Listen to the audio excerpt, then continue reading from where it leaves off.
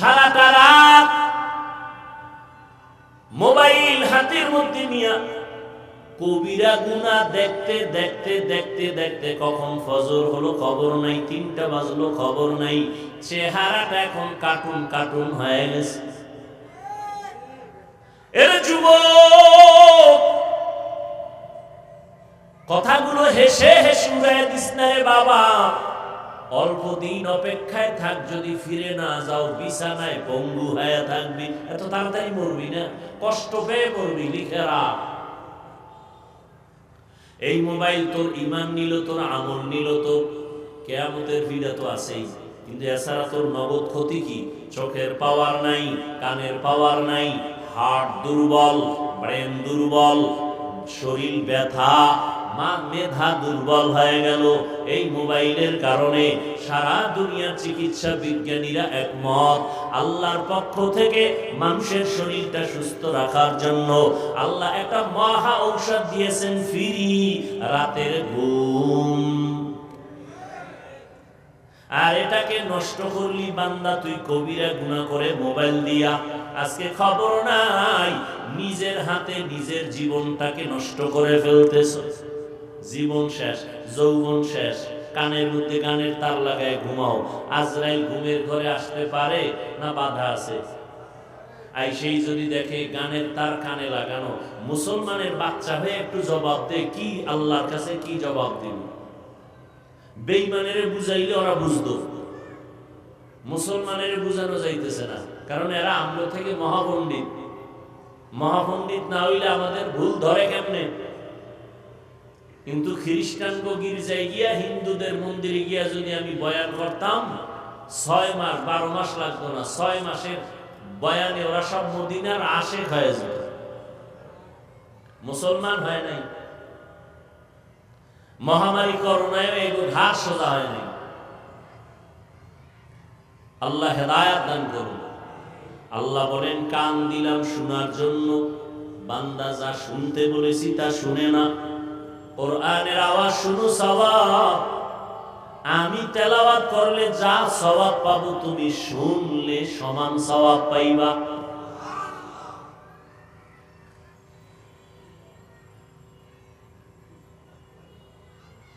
আমি তেলাওয়াত করতেছি, একটা লোক, সে জীবনে কোরআন শরীফ দেখে নাই, ধরে নাই, জানে কোরআন তেলাওয়াতের নিয়ম কি, বা এটা বুঝে এটা কোরআন তেলাওয়াত হইতেছে।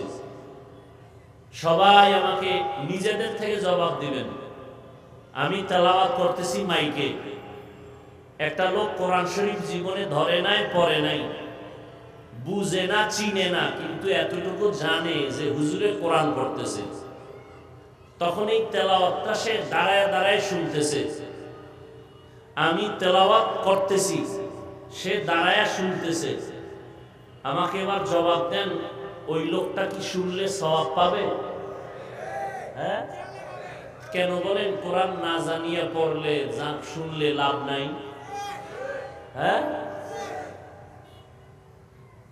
এত ফিতনা করেন কেন? বিষয় কি? চতুর্মুখী খ্রিস্টান মিশনারি ইসকনের আক্রমণ, চতুর্মুখী মুসলমানের ঈমান হরণ করার জন্য ঘর দেয়, বাড়ি দেয়, কাদিয়ানি বানায়। এদের ব্যাপারে আপনার সিদ্ধান্ত কি? আপনার ফয়সালা কি? আপনার মিশন কি? আপনার মিশন কি? সর্বনাইরে নিচে নামাও, তাবলীগ ওয়ালাগো বিরোধিতা করো। আপনি মুসলমানের বাচ্চা হয়ে এই মিশনে নামছেন? খ্রিস্টান বিধর্মীদের মোকাবেলা, কাদিয়ানীদের মোকাবেলার মিশনে আপনার কি পদক্ষেপ? কোনো খবর নাই, শুধু ফিতনা বাজান, ফিতনা ছড়ান। কে বুকে হাত বাঁধলো, কে নাভিতে বাঁধলো? কই, আমরা তো বুকে হাত বাঁধলে ওনাদেরকে গালি দেই নাই। আপনি কেন নাভির নিচের হাত নিয়ে টানাটানি করেন? আমি 5 কলি টুপি মাথায় দিয়ে তো ভিন্ন টুপিওয়ালাকে গালি দেই নাই। আপনি কেন এটা দিয়ে তাকায় বাঁকা নজরে দেখেন? আমি তো কওমি মাদ্রাসায় পড়ে স্কুল কলেজ আলিয়ার বিরুদ্ধে বলি নাই। আপনি কেন কওমির বিরুদ্ধে এত অ্যালার্জি করেন? কি বিষয় কি? কি চান আপনি? এদেশে কোনো মুসলমান থাকবে না, আপনি থাকবেন? ভুল ছাড়া কোনো মানুষ নাই, গুণও আছে, দোষও আছে। দোষটা তো ধরাই দিবেন, কাছে টানবেন, বুকে লাগাবেন, আপনি দূরের থেকে ঢিল মারবেন। এটা কোন মদিনাওয়ালার আদর্শ? আপনি বিরুদ্ধে লিখবেন, এটা কোন মদিনাওয়ালার আদর্শ? কি শিখছেন জীবনে? আজকে মুসলমান বেশি, তাবলিগ বেশি, পীর মুরিদি বেশি, মাদ্রাসা বেশি, আলেম ওলামা নাস্তিক হাতে গোনা কয়েকটা। আজ আমরা সব এক থাকলে বেঈমানরা কথা বলার আগে অনুমতি নিয়ে কথা বলতো। আল্লাহ হেদায়েত দান করুন। ফিতনা ছড়ায়, শুধু ফিতনা ছড়ায়। আপনি তারাবি 8 রাকাত পড়ছেন, আমি 20 রাকাত পড়েছি, এখানে দ্বন্দ্বের কি আছে? আপনার হাদিস আছে, আপনি রাসূলের সুপারিশ নিয়ে জান্নাতে যাবেন, আমিও সুপারিশ নিয়ে জান্নাতে যাব। আর ইবাদতটা করছেন, 8 পড়েন আর 20 পড়েন, বুকে বাঁধেন আর জোরে আমিন বলেন। এই আমলগুলো কার জন্য? হ্যাঁ বলেন বলেন। তো আমল করেন আল্লাহর জন্য, বান্দার সাথে ভাব দেখান কেন? কি আজীব! আপনি 8 রাকাত পড়েন আল্লাহর জন্য, আপনি জোরে আমিন বলেন আল্লাহর জন্য, ঠিক না? তা আল্লাহর মহব্বতে যদি আমল করেন, বান্দার সাথে ভাব দেখান কেন? এই ভাবের নাম রিয়া, এই ভাবের নাম কিবির। কবিরা গুনাহ করতেছেন, তাহলে আপনার ইবাদত বরবাদ।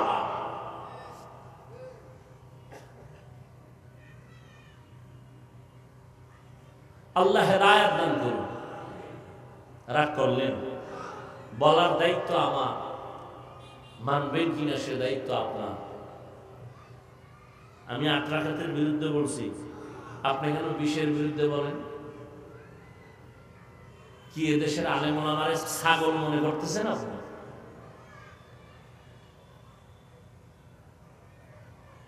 বলে কোরআন শরীফ অর্থ না জানলে পরে লাভ নাই, বাস একটা মাইরে দিলেন। 100 বছরের মানুষের ইমানের ঘরে একটা আঘাত করে দিলেন। অথচ আমি তো এখানে চ্যালেঞ্জ দিয়ে বললাম, আল্লাহর কোরআন খুলে শুধু তাকায় দেখবা, এতেও সওয়াব।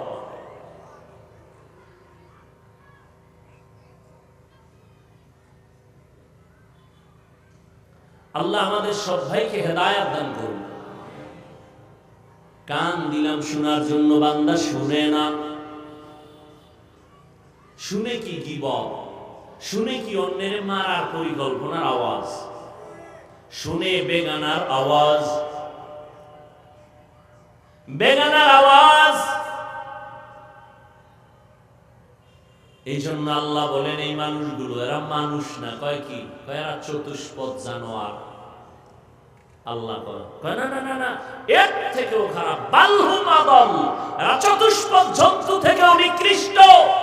যেই মানুষের এত মর্যাদার বয়ান শুনাইলাম কোরআন দিয়া, এখন এই আয়াত সূরা আরাফ 9 পারা, আল্লাহ এখানে বলে মানুষ হলো চতুষ্পদ জানোয়ার না, কুত্তা, শুয়ার, শূকর, এই গরু এর থেকেও খারাপ। কেন? কুকুরের থেকে মানুষ খারাপ কেন? কুকুরের মধ্যে কিছু সুন্দর গুণ আছে, এটা মানুষের মধ্যে নাই। কুকুর জীবন দিবে, মালিকের সাথে বেয়াদবি করবে না। কয় টাকা বেতন পায় কুকুর মালিকের থেকে? মোড়ো কোনো বেতন নাই, পায় গালি আর লাথি। এরপরও কুকুর মালিকের কতটা শ্রদ্ধা করে, বাড়ি পাহারা দেয়। আর তুমি আমার মালিক আল্লাহর থেকে কি না পাইছো? আল্লাহর দেওয়া সূর্যের আলো ভোগ করতেছো, বাতাস ভোগ করতেছো, আল্লাহর দেশ জমিন ভোগ করলা, আল্লাহর দেশ নদীর মাছ খাইতেছো, সব আল্লাহর দেয়া গাছের ফল। মজা কইরা লিচু খাও, কাঁঠাল খাও, এই মজা কে দিছেন একবারও তারে নিয়ে চিন্তা করলা না, আলহামদুলিল্লাহ বললা না। তোমার মতো নিমুখ আর আমার কেউ নাই। তুমি কুত্তা না, আল্লাহ কয় তুমি 4 পাওয়ালা জানোয়ার থেকেও খারাপ। গরু দেয় মালিকের জন্য, জীবন দেয়, মালিক যা কয় তাই শুনে। কোরবানির বাজারে গরু বিক্রি করতে নিয়ে গেল, বিক্রি হয় নাই, গরুটার গলায় রশি পেঁচায় দিল, মালিকের আগে গরুটা একা একা বাড়ি চলে গেল। যায় না? গরুটায় মালিক চিনে, মানুষ হইয়া সে মালিক আল্লাহরে চিনলা না। তোমার মতো নিমখার আমার কেউ হতে পারে না। আল্লাহ বলে এরা চতুষ্পাদ জন্তু না, বালহুম আদল, এরা চতুষ্পাদ জানোয়ার থেকেও খারাপ। শয়তানের ধোকায় হোক, মানুষ শয়তানের ধোকায় হোক, নফসের ধোকায় হোক, অন্যায় তো করিয়েই ফেলছি। এখন ফেরার পথ কি? ফেরার পথ দুইটা। পিছনের অন্যায় থেকে ফিরতে পারো ইস্তেগফার, সামনের অন্যায় থেকে তুমি অর্জন করো তাকওয়া, আল্লাহর ভয়। এজন্য আমার নবীর কোনো গুনাহ আছে নাকি? নবীজির কোনো গুনাহ নাই, এরপরও নবী দৈনিক 70 বার 100 বার ইস্তেগফারের আমল করছেন। উম্মতের শিখিয়ে দিছেন, ও উম্মত তোমরা আমল করো ইস্তেগফারের আমল। ও আল্লাহর বান্দারা, রাতের পরে সূর্য উঠলে যেমন রাত আর থাকে না, বান্দা যখন ইস্তেগফারের আমল করে আমলনামায় কোনো গুনাহ থাকে না। আল্লাহ বলেন আমি পরীক্ষা করব, পাস করার জন্য পুঁজি লাগবে ধৈর্য। ওই ধৈর্য নামের পুঁজিটা না থাকলে পাস করা সম্ভব না। 5টা জিনিসের দ্বারা পরীক্ষা করব। ধৈর্য ধারণ করতে যদি পারো, তোমার জন্য মহা সুসংবাদ, দুনিয়াতে একটা পুরস্কার দিব, আখিরাতে একটা বড় পুরস্কার দিব। দুনিয়ার বড় পুরস্কার ধৈর্য ধারণকারীর জন্য আমি আল্লাহ নিজে তার বন্ধু হয়ে থাকবো।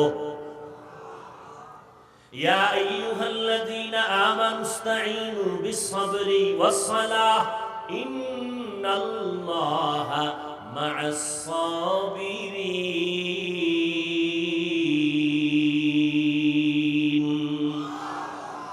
কিয়ামতের দিন আরেকটা পুরস্কার আল্লাহ দিবেন। বল কি? দুনিয়াতে দিলাম আমি তোর বন্ধু, আখিরাতে পুরস্কার বিনা হিসাবে জান্নাত। إنما يوفى الصابرون أجرهم بغير حساب।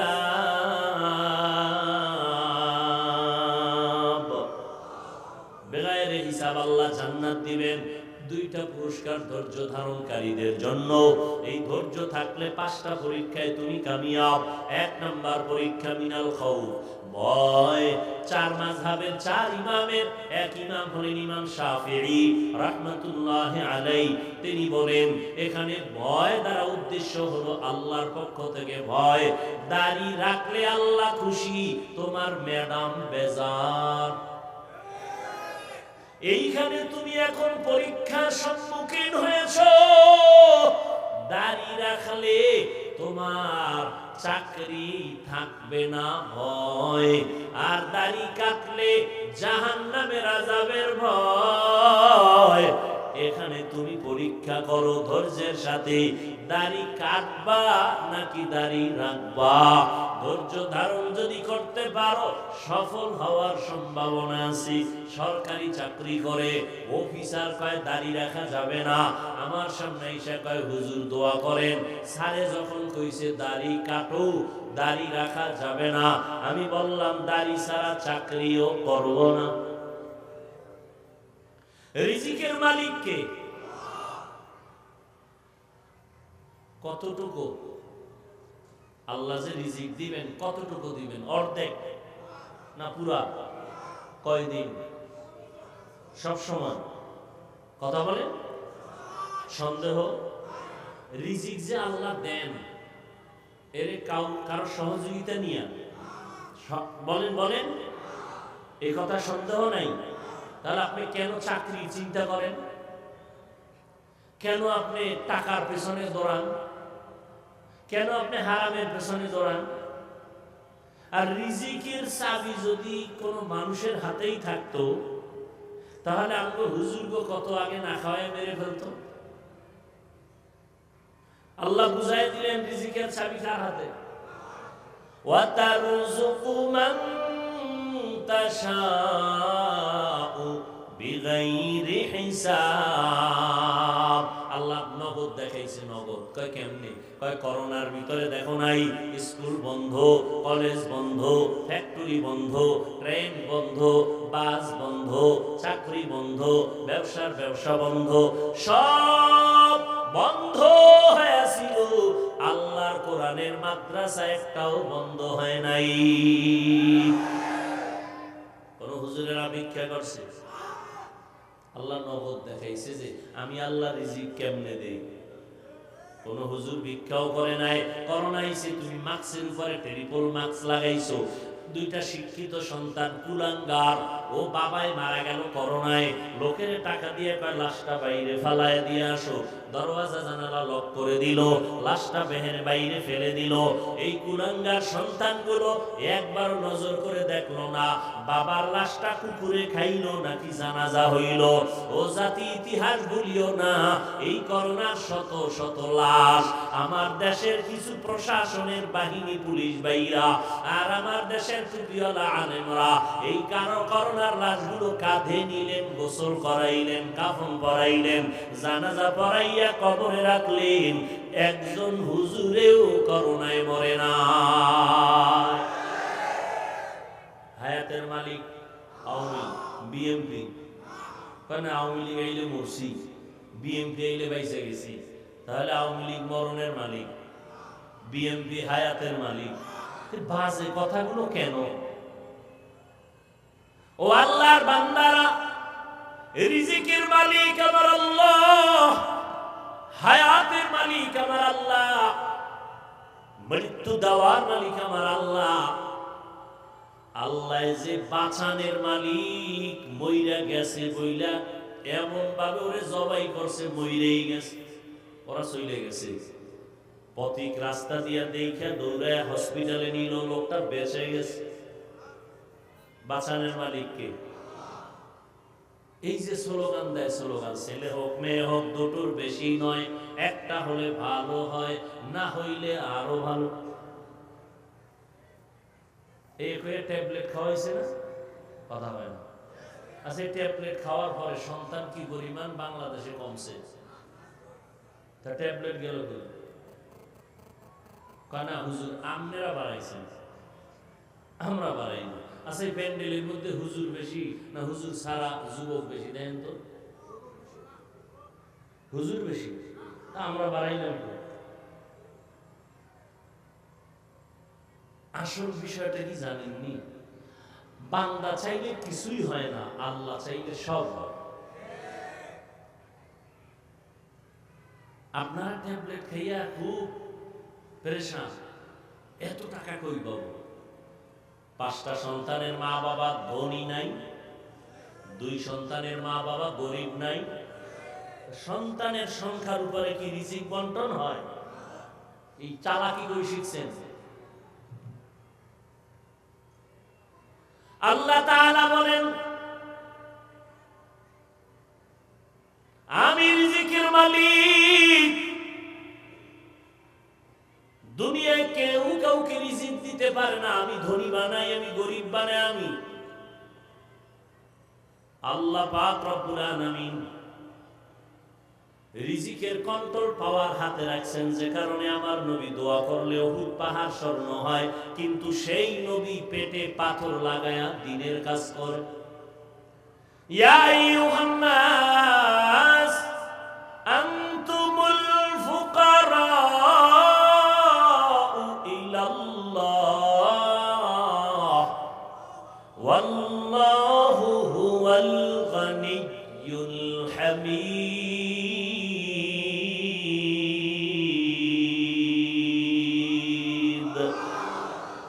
गर तवक्कुल मी कुनी हर सुबह शाम, मेरा सनद रिज़्क़ तू अज़ला मकाम। 1 নাম্বার ভয় হলো আল্লাহর ভয়। ভয়টা দ্বিতীয় হতে পারে মানুষের পক্ষ থেকে ভয়। ইসরায়েলে বলতেছে ফিলিস্তিনিরা ভেগে যাও, ফিলিস্তিনি বলে মইরা যাব, আল্লাহর ঘর থেকে পিছনে যাব না।